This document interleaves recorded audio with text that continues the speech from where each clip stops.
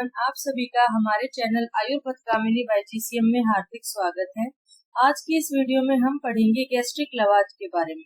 तो gastric लवाज procedure क्या होता है और इसको कैसे परफॉर्म किया जाता है, ये सब आज हम इस वीडियो में पढ़ेंगे।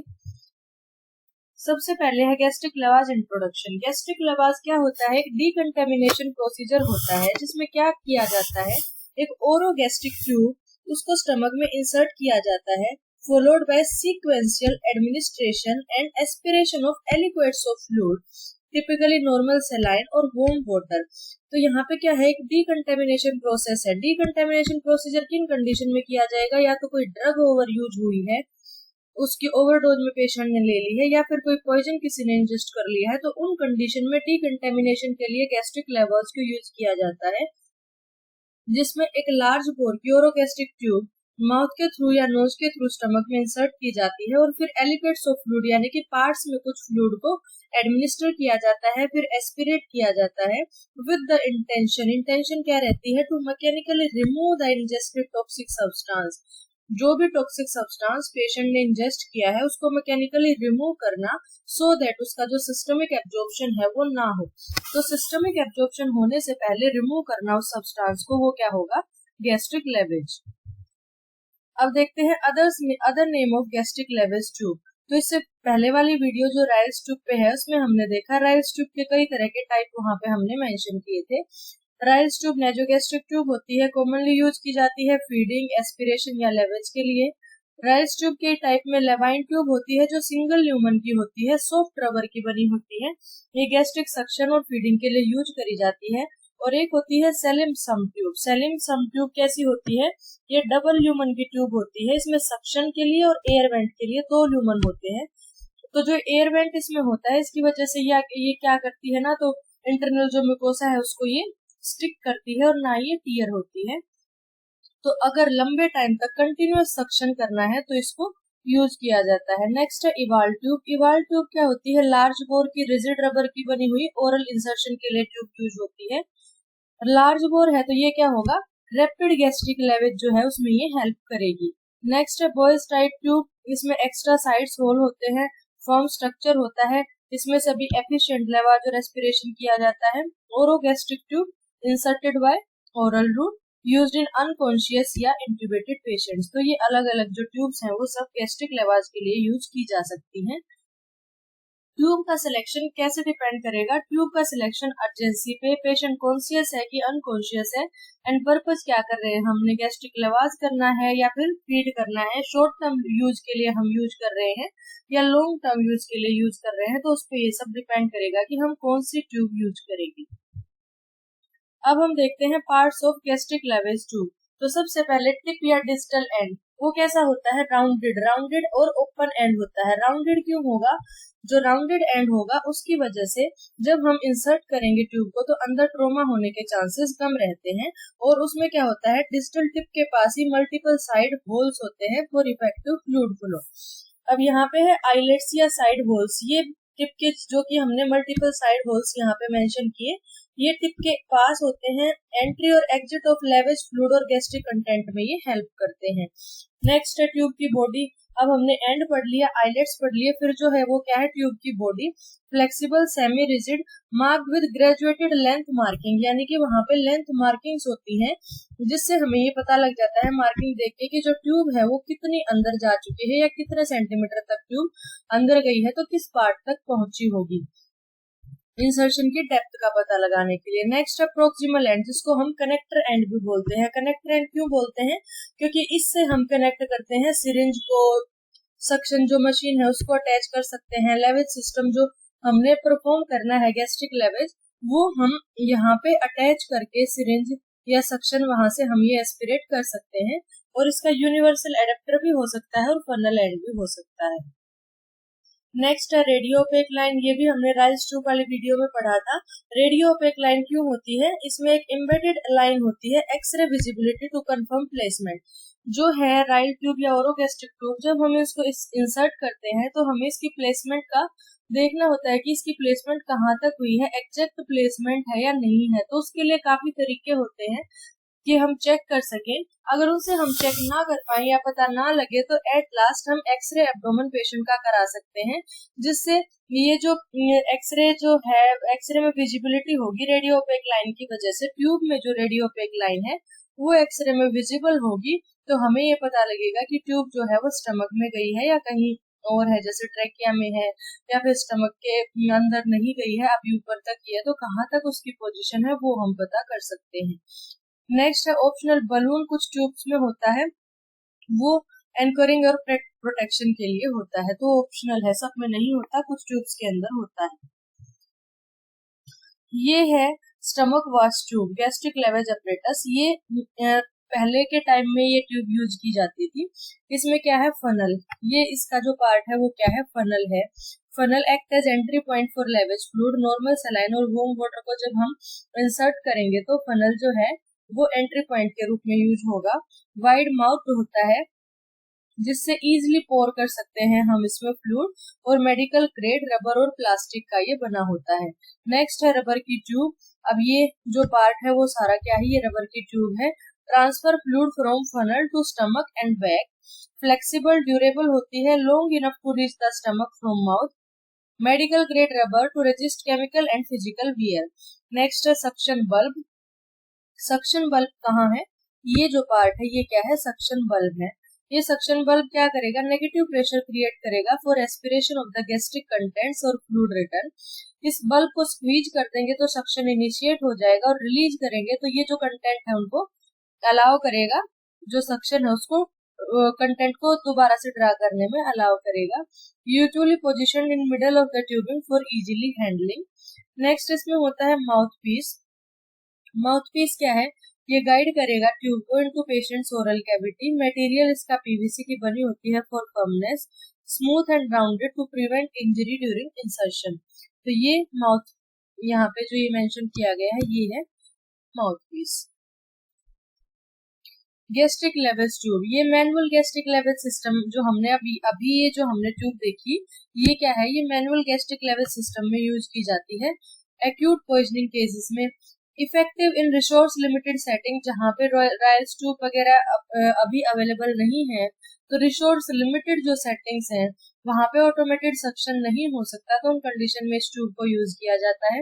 Emphasise aseptic technique. Patient positioning, patient की पोजिशनल गैस्ट्रिक लेवल्स की कंडीशन में कौन सी होती है, लेफ्ट लेटरल पोजीशन होती है। एंड एयरवे प्रोटेक्शन का ध्यान रखना है। This traditional stomach wash setup is specially useful in emergency poisoning management before activated charcoal is administered. तो इन कंडीशंस में हम ये जो ट्रेडिशनल स्टमक वॉश ट्यूब हमने देखी, इसका यूज किया जाता है जहाँ पे रिसोर्स लिमिटेड हो, जहाँ पे राइस ट्यूब अवेलेबल नहीं है, ऑटोमेटेड सक्शन सिस्टम अवेलेबल नहीं है, तो उन कंडीशंस में इस ट्यूब का यूज करके हम पेशेंट की जान बचा सकते हैं। क्योंकि गैस्ट्रिक लेवल्स का भी एक सर्टेन पीरियड होता है कि अगर इतने टाइम के अंदर पेशेंट हमारे पास आ गया तो भी हम उसका डिकंटेमिनेशन करेंगे तो पेशेंट को फायदा होगा। अदरवाइज काफी टाइम के बाद पेशेंट आया है, तब तक उसका सिस्टमिक एब्जॉर्प्शन जो है ड्रग का या टॉक्सिन्स का हो चुका है, तो गैस्ट्रिक लेवेज करने का कोई मतलब नहीं होता। यहाँ पे हम देखेंगे इंडिकेशंस क्या हैं गैस्ट्रिक लेवेज की। पॉइजनिंग विद इन 1 आवर, कहीं कहीं पे 1 to 2 आवर भी दिया रहता है। अगर पॉइजनिंग या पॉइजन का इंजेक्शन हुआ है और उसके 1 से 2 घंटे के अंदर पेशेंट आ गया है तो हम गैस्ट्रिक लेवेज करेंगे। लाइफ थ्रेटनिंग पॉइजनिंग, कोई ऐसे पॉइजन की पॉइजनिंग है जिसका स्पेसिफिक एंटीडोट अवेलेबल नहीं है, तो उस कंडीशन में भी ट्रीटमेंट का ऑप्शन गैस्ट्रिक लेवेज ही बचता है। The poisons not absorb by activated charcoal, activated charcoal जिन पॉइजन्स को एब्जॉर्ब नहीं कर पाता उन कंडीशन में लेवेज हेल्प करेगा। अनकॉन्शियस और कोमाटोज पेशेंट्स में, उनमें कब यूज करेंगे, जब एयरवे सिक्योर होगा, इंट्यूबेशन पेशेंट का किया होगा, उन कंडीशंस में हम लेवेज करेंगे जिससे एस्पिरेशन के चांसेस ना हो। Large amount of drug taken, कुछ ड्रग्स ऐसी होती हैं जिनकी जो स्टमक एम्पटिंग है वो डिलेज होती है, तो उन कंडीशन में उन ड्रग की अगर ओवर डोज पेशेंट ने ले ली है तो उन कंडीशन में गैस्ट्रिक लेवाज करेंगे। नेक्स्ट है no specific antidote is available, जो हम पहले देख चुके कि लाइफ थ्रेटनिंग पॉइजनिंग है और कोई स्पेसिफिक एंटीडोट अवेलेबल नहीं है, तो उन कंडीशन में patient present early and poison is potentially fatal. Patient हमारे पास 1 से 2 घंटे में आ गया है और जो पॉइजन उसने इंजेस्ट किया है वो फेटल पॉइजन है, तो उस कंडीशन में भी इमीडिएट गैस्ट्रिक लेवेज करेंगे। Only under medical supervision gastric lavage को परफॉर्म करना चाहिए with the help in hospital setting, and जो प्रोसीजर करेगा वो ट्रेन्ड स्टाफ करेगा। अब हमने यहाँ पे पढ़ा कि कुछ ड्रग्स ऐसी हैं जिनकी ओवरडोज अगर ले ली जाए तो इमीडिएट गैस्ट्रिक लेवेज पेशेंट का करना पड़ता है। तो सबसे पहले है tricyclic anti depressants. Example amitriptyline anti depressant drug है। ये रैपिड ऑनसेट कार्डियोटॉक्सिसिटी और सीजर्स कोज कर सकती है। तो अर्ली लेवेज अगर हम इस कंडीशन में करते हैं तो फेटल जो एरिथमियाज की कंडीशन है वो आने से हम पेशेंट को बचा सकते हैं। Next calcium channel blockers like verapamil, anti hypertensive और एंटी एंजाइनल ये ड्रग है। अगर इस ड्रग की ओवरडोज किसी ने ली है तो सीवियर हाइपोटेंशन पेशेंट को होगी, ब्रेडिकार्डिया होगा, तो अर्ली डिकंटेमिनेशन इसमें लाइफ सेविंग रहेगा। नेक्स्ट है beta blockers like propranolol, anti hypertensive और एंटी एरिथमिक ड्रग है, may cause heart block, seizure and shock, lavage reduce toxic load. Next है कोल्चिसिन, एंटी गाउट और एंटी इन्फ्लामेटरी। एंटी गाउट में जो inflammation होती है उसको कम करने के लिए इसको यूज किया जाता है। ये एक्सट्रीमली टॉक्सिक होता है, even small overdose can cause multi organ failure and death. तो इसकी अगर थोड़ी सी भी ज्यादा डोज पेशेंट ले लेगा तो उसमें चांसेस रहते हैं मल्टी ऑर्गन फेलियर और डेथ के, तो इस कंडीशन में लेवेज हेल्प करेगा। Iron ferrous sulphate nutritional supplement है, not bound by activated charcoal, जिसकी वजह से जीआई ब्लीड कर सकता है, एसिडोसिस हो सकता है और लीवर फेलियर हो सकता है। नेक्स्ट है lithium, mood stabiliser for bipolar disease, not absorbed by charcoal, cause neurotoxicity and renal failure, early lavage is essential. Next है कार्बामाजेपिन, एंटी कन्वर्जेंट ड्रग है, मूड स्टेबलाइजर है। ये क्या करेगी अगर ओवरडोज में ले ली है तो सीएनएस डिप्रेशन कर देगी, सीजर्स और एरिथमियाज कर देगी, lavage reduce prolonged absorption. Next है थियोफाइलिन, ब्रोंकोडाइलेटर फॉर अस्थमा या COPD patients, can induce seizures and arrhythmias, early removal reduce life threatening toxicity. अब हम देखते हैं इसकी कॉन्ट्राइंडिकेशंस क्या है। Corrosive injection like acid alkalis, वहां पे रिस्क ऑफ वर्सनिंग बर्न्स और परफोरेशन। तो यहाँ पे क्या होगा, कोरोजिव अगर इंजेक्शन किया है तो वहां पे बर्न या परफोरेशन के चांसेस ज्यादा रहेंगे, वहां पे लेवेज नहीं करेंगे। हाइड्रोकार्बन पॉइजनिंग की कंडीशन में एस्पिरेशन का रिस्क ज्यादा रहता है। अगर जो फ्लूइड है या जो पॉइजनिंग है वो लो विस्कोसिटी टाइप है तो उन कंडीशन में नहीं करेंगे।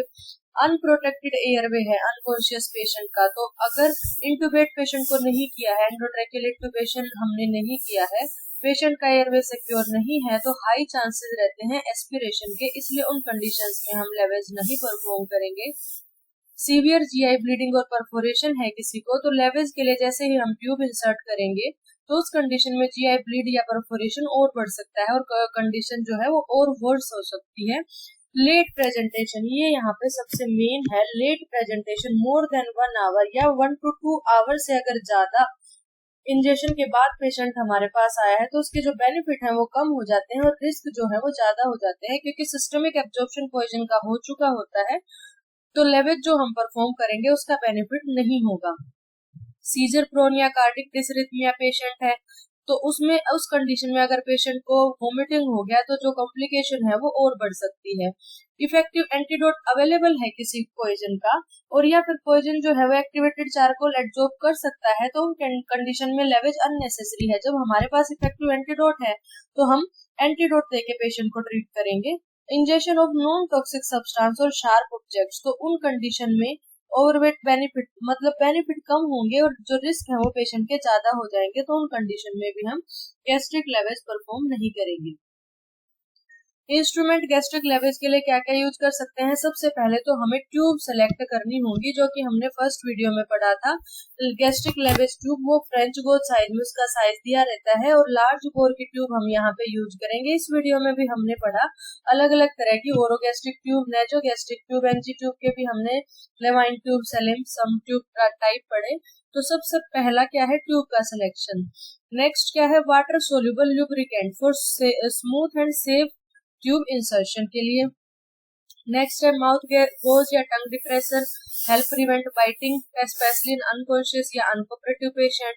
और जो अगर इंट्यूबेट करना है तो इंट्यूबेशन के लिए जो जो भी मटेरियल चाहिए होता है, जैसे लेरिंजोस्कोप, इंट्यूबेशन ट्यूब, वो सब भी हम यहाँ पे मेंशन कर सकते हैं। नेक्स्ट है सिरिंज, टोमी और कैथेटर टिप। यहाँ पे ये जो सिरिंज की टिप है ये टोमी और कैथेटर टिप सिरिंज है।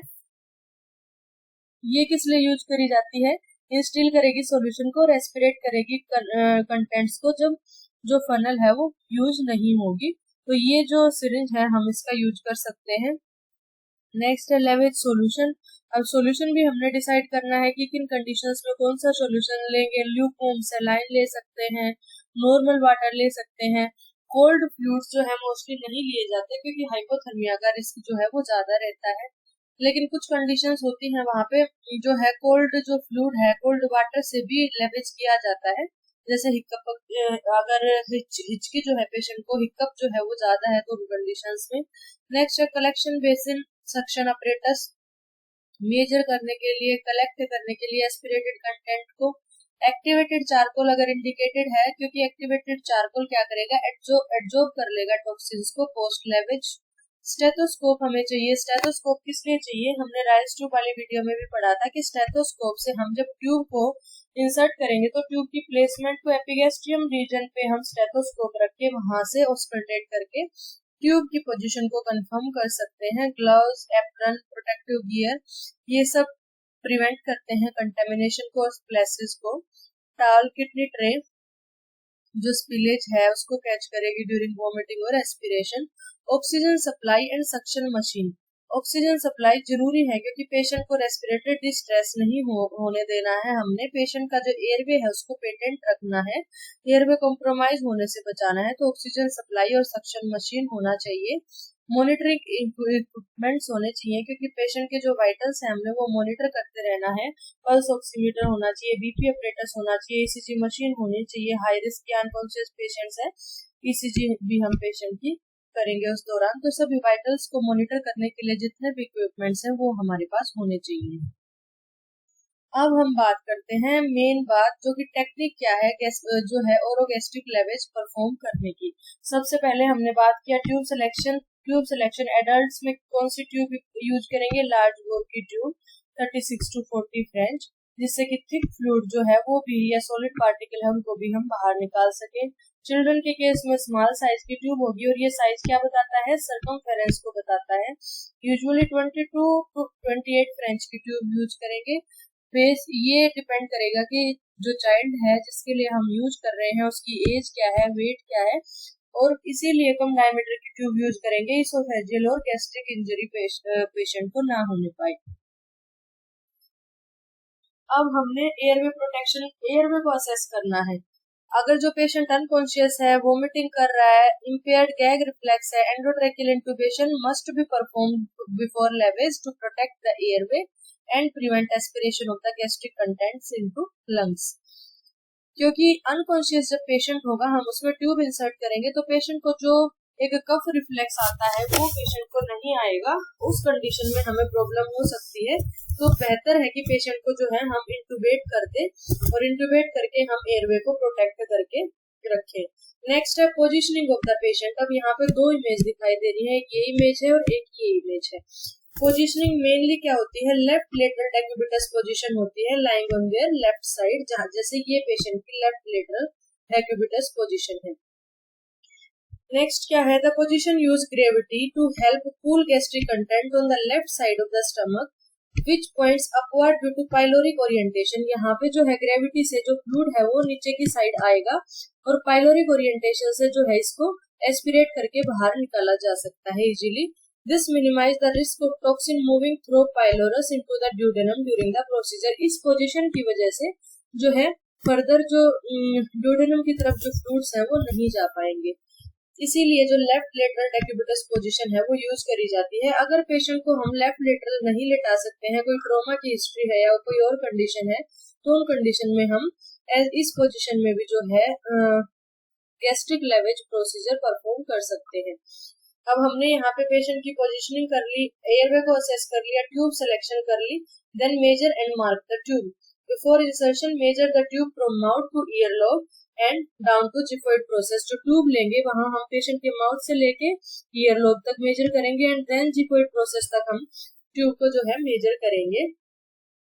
Mark the point to ensure correct tube depth, allowing the most proximal opening to reach beyond the lower esophageal sphincter into stomach. Ensure that lavage fluid enters the stomach and note the esophagus, improving effectiveness and reducing the risk of aspiration. हमें ये ensure करना है कि जो tube है वो stomach में place है कि नहीं है. अगर ट्यूब स्टमक से ऊपर रहेगी तो जो फ्लूइड है उसके एस्पिरेट होने के चांसेस ज्यादा रहेंगे. तो इसीलिए जो ट्यूब है, ट्यूब के प्लेसमेंट को हमने मेक श्योर करना है कि जो ट्यूब है वो स्टमक में चली गई है. उसके बाद ही हमने जो लेवेज प्रोसीजर है वो शुरू करना है. यहाँ पे हमने देखा था कि फनल एंड है, इसमें हम फ्लूइड को इजीली पोर कर सकते हैं. Next, insertion and verification. Insert the orogastric tube gently by mouth. Confirm gastric placement by aspirating the gastric content. सबसे पहले ट्यूब की प्लेसमेंट को हम या ऐसे जो है वो हम डिसाइड कर सकते हैं कि जो ट्यूब है वो स्टमक में ही गई है. जो ओपन एंडेड होगा ट्यूब का, उससे एक सिरिंज कनेक्ट करके 50 ml की सिरिंज, उसमें हम एयर को इंजेक्ट करेंगे और जो सेकंड पर्सन होगा वो एपिगैस्ट्रिक रीजन में ऑस्कल्टेट करके देखेगा. तो एक गर्गलिंग साउंड जब आएगी तो ये साउंड ये मेक श्योर करेगी कि जो ट्यूब है वो स्टमक में है. तो हमने एक प्रोसीजर तो ये पढ़ लिया कि ट्यूब स्टमक में है. देन सेकंड है, जब अगर ट्यूब स्टमक में होगी तो जो गैस्ट्रिक कंटेंट है उनको हम इजीली एस्पिरेट कर सकते हैं. जो एस्पिरेट करके हम देखेंगे और जो एस्पिरेट करके जो फ्लूइड आएगा उसकी हम देखेंगे पीएच. फ्लूइड की हम देखेंगे पीएच. पीएच एसिडिक है तो फ्लूइड जो है वो गैस्ट्रिक सिक्रेशंस है, वो फ्लूइड है, स्टमक से फ्लूइड है. अगर इन दो कंडीशंस में भी हम नहीं कंफर्म कर पा रहे हैं कि जो ट्यूब है वो स्टमक में पहुंच चुकी है, देन हम क्या करेंगे, रेडियोग्राफिक कंफर्मेशन करेंगे. क्योंकि उस पे एक रेडियो पे एक लाइन होती है और जब हम एक्सरे एब्डोमेन करेंगे तो वो रेडियोग्राफिक जो रेडियो पे जो लाइन है वो हमें एक्सरे में दिखाई देगी और उससे हम ये कंफर्म करेंगे कि जो ट्यूब है वो स्टमक में है. To avoid misplacement in lungs और oesophagus which lead to severe complication. तो ये सारे जो स्टेप्स है हम क्यों परफॉर्म करेंगे, जिससे हम ट्यूब की मिसप्लेसमेंट को देख सके कि मिसप्लेस तो नहीं हो गई है लंग्स में, इसोफेगस में. अगर कॉन्शियस पेशेंट होगा तो वायलेंट कफ रिफ्लेक्स आएगा पेशेंट को, लेकिन अगर अनकॉन्शियस पेशेंट है तो उस कंडीशन में हमें नहीं पता लगेगा कि जो ट्यूब है वो ट्रैकिया में है या स्टमक में है, जिसकी वजह से एस्पिरेशन हो सकता है, रेस्पिरेटरी डिस्ट्रेस पेशेंट को हो सकती है. नेक्स्ट है gastric content aspiration. Attempt to fit any existing gastric content before lavage. जैसे हम फ्लूइड डालेंगे लेवेज के लिए, उससे पहले एक बार जो फ्लूइड है जो ऑलरेडी परसिस्ट है उसको एक बार एस्पिरेट कर लेना है. दिस में remove unabsorbed toxins early and help assess the nature of ingested material. तो हम उस फ्लूइड को निकाल के अर्ली उसको एब्जॉर्प्शन होने से उसको बचा सकते हैं और ये असेस भी कर सकते हैं कि जो इंजेस्टेड मटेरियल है वो किस तरह का है. कंसिडर एक्टिवेटेड चारकोल प्री और पोस्ट लेवेज. एक्टिवेटेड चारकोल को कई जगह पे प्री कंडीशन में दिया जाता है, कई जगह पे लेवेज के पोस्ट दिया जाता है. अगर large amount of charcoal adsorbable toxin suspect है तो एडमिनिस्टर करेंगे एक्टिवेटेड चारकोल को आफ्टर द इनिशियल एस्पिरेशन और following the lavage. Activated charcoal bind कर लेगा मैनी टॉक्सिन्स के साथ and can reduce systemic absorption if administered early. तो सिस्टमिक एब्जॉर्प्शन होने से ये बचा सकता है. नेक्स्ट है installation of lavage solution. Use room temperature या नॉर्मल सलाइन और water to perform the lavage. जो हमने एलिकर्ट्स ऑफ फ्लूइड पढ़ा था तो 250 ml एडल्ट में और चाइल्ड के केस में 10 to 15 ml पर केजी पर एलिकर्ट जो फ्लूइड है वो यूज करेंगे. और जो टोटल अमाउंट ऑफ फ्लूइड है पर इंस्टॉलेशन वो 250 ml से ज्यादा नहीं होनी चाहिए. डिलीवर यूजिंग ए फनल और lavage syringe. Controlled aliquots prevent gastric over distension, reduce the vomiting risk and allow monitoring of the return fluid for toxin clearance. तो एलिकेट्स में ही फ्लूइड देंगे, हम ज्यादा फ्लूइड एक साथ देंगे तो गैस्ट्रिक ओवर डिस्टेंशन हो सकता है, वोमिटिंग के चांसेस हो सकते हैं. Continuous lavage until clear return. ये मेन पॉइंट है कि लेवेज कब तक करना है, जब तक क्लियर फ्लूइड का रिटर्न होने लग जाए. एडल्ट में continue lavage until at least several litre of fluid have been instilled and recovered. Children में continue until 0.5 to 1 litre has been used or until the return fluid is clear and free of particulate material. The end point क्या है? Return of clear effluent without visible contaminants indicating effective gastric decontamination. जब clear fluid आएगा तो इसका मतलब decontamination effective कर दी गई है. नेक्स्ट है post lavage activated charcoal administration. अगर हम लेवेज के बाद चारकोल हमने डिसाइड किया है एडमिनिस्टर करना कंडीशन के हिसाब से, तो जो सेम ओरोगैस्ट्रिक ट्यूब को यूज करके हम एक्टिवेटेड चारकोल भी एडमिनिस्टर करेंगे अगर जो टॉक्सिन है वो ऐसा टॉक्सिन है जिसको एक्टिवेटेड चारकोल इजीली एब्जॉर्ब कर सकता है. Efficient use of the same tube avoid additional trauma for repeated intubation and ensures rapid decontamination. अब कॉम्प्लिकेशंस देखते हैं. ओरोगैस्ट्रिक लेवेज की कॉम्प्लिकेशंस क्या हो सकती हैं? इनकम्प्लीट गैस्ट्रिक डिकंटामिनेशन हो सकता है अगर जो प्रोसीजर है वो डिले है और इनएडुकेटली परफॉर्म किया गया है, specially when the ingested substance has already moved beyond the stomach. तो उन कंडीशंस में इनकम्प्लीट गैस्ट्रिक डिकंटामिनेशन होगा जिसकी वजह से टॉक्सिन का कंटिन्यूअसली एब्जॉर्प्शन होता रहेगा और सीवियर इंटॉक्सिकेशन हो जाएगी इंटरवेंशन करने के बावजूद. Next, pulmonary aspiration of the gastric content. ये देखा जाता है अबाउट 3% ऑफ पेशेंट में and typically occur when the airway is unprotected during the procedure. अगर इंट्यूबेट पेशेंट को नहीं किया गया है तो उन्हीं कंडीशन में एस्पिरेट जो है पेशेंट में होता है. Regurgitated stomach content may enter the lungs leading to aspiration, pneumonitis or pneumonia, particularly in drowsy, vomiting or non-intubated patients. Hypoxia हो सकता है अगर compromised ventilation है पेशेंट का प्रोसीजर के दौरान. अगर जो पेशेंट है वो स्ट्रगल कर रहा है, वोमिटिंग और सेडेटेड है तो उन कंडीशन में हाइपोक्सिया डेवलप हो सकता है. Reduced oxygen level may affect the vital organs, especially the brain and heart, and can lead to severe complications if not addressed promptly. Laryngospasm हो सकता है. Laryngospasm क्या है? Potential reflex है to stimulation of the posterior pharynx or larynx during tube insertion. This sudden closure of the vocal cords can obstruct the airway, making breathing difficult and potentially causing acute respiratory distress (ARDS). Patient को हो सकता है. vocal cords suddenly close हो जाएंगे और airway को obstruct करेंगे और ब्रीदिंग डिफिकल्ट हो जाएगी और पेशेंट एआरडीएस में लैंड कर जाएगा.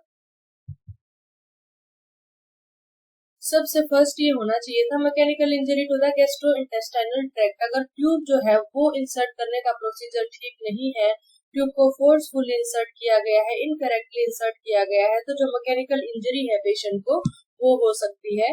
This can result in trauma such as mucosal laceration हो सकते हैं, bleeding हो सकती है, and in rare cases esophageal rupture patient को हो सकता है, which is life-threatening emergency leading to mediastinitis and sepsis.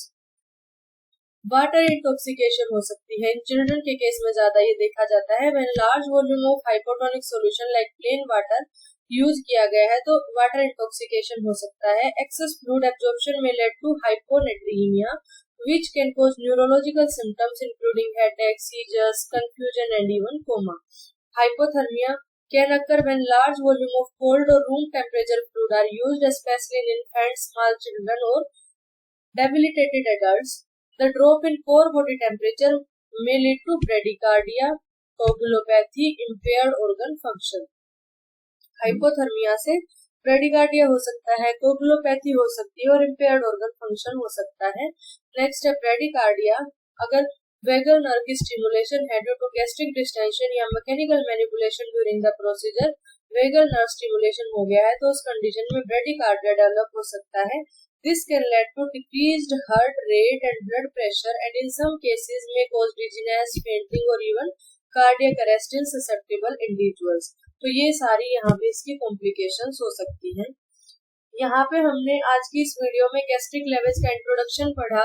Gastric lavage के लिए क्या क्या ट्यूब यूज कर सकते हैं, क्या क्या उसके लिए इंस्ट्रूमेंट हमें चाहिए और कैसे उस प्रोसीजर को परफॉर्म किया जाता है, ये सब हमने पढ़ा. गैस्ट्रिक लेवेज की इंडिकेशन पढ़ी और इसकी कॉम्प्लिकेशंस पढ़ी, कॉन्ट्राइंडिकेशंस पढ़ी. तो ये हमने यहाँ पे इस टॉपिक को कंप्लीट किया है. अगर आपको वीडियो अच्छी लगी तो वीडियो को लाइक करें, चैनल को सब्सक्राइब करें. Thank you so much.